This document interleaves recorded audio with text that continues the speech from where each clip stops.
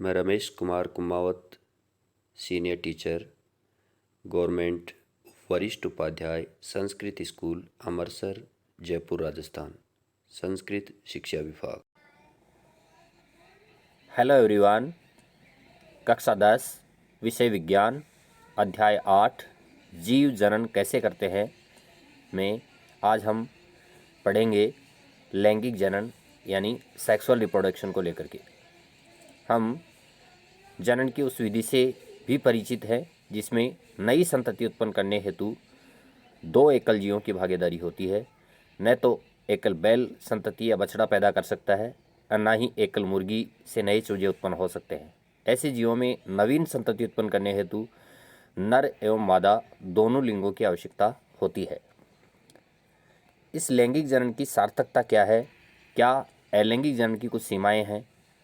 लैंगिक जनन प्रणाली क्यों आवश्यक है? एकल या पैतृक कोशिका से दो संतति कोशिकाओं के बनने में डीएनए की प्रतिकृति बनना एवं कोशिकीय संगठन दोनों ही आवश्यक है। जैसा कि हम जान चुके हैं कि डीएनए प्रतिकृति की तकनीक पूर्णतः यथार्थ नहीं है। परिणामी त्रुटियां जीव की समष्टि में विभिन्नता का स्रोत है। जीव की प्रत्येक व्यष्टि विभिन्नताओं द्वारा संरक्षित नहीं हो सकती, परंतु स्पीसीज की समष्टि में पाई जाने वाली विभिन्नता उस स्पीसीज के अस्तित्व को बनाए रखने में सहायक है। अतः जीवों में जनन की कोई ऐसी विधि अधिक सार्थक होगी जिसमें अधिक विभिन्नता उत्पन्न हो सकते। यद्यपि डीएनए प्रतिकृति की प्रणाली पूर्ण रूपेण यथार्थ नहीं है, वह इतनी परिशुद्ध अवश्य है जिसमें विभिन्नता अत्यंत धीमी गति से उत्पन्न होती है।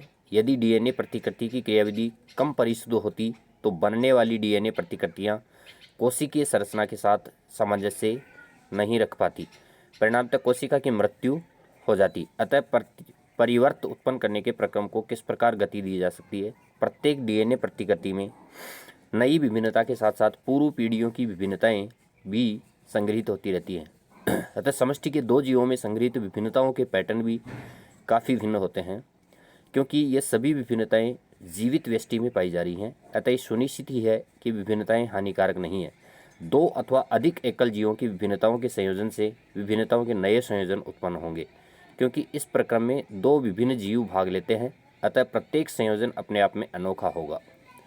तो लैंगिक जनन की जो प्रक्रिया है, पूर्व में हम पढ़ रहे थे कि जो अलैंगिक जनन हो रहा था उसमें केवल और केवल एक ही जीव भाग ले रहा था, लेकिन लैंगिक जनन एक ऐसी प्रक्रिया है जिसमें जनन की प्रक्रिया में दो जीव भाग लेते हैं और दो भिन्न संततियों के भाग लेने से वेरिएशंस यानी विभिन्नताओं वाली संतति की उत्पत्ति होती है।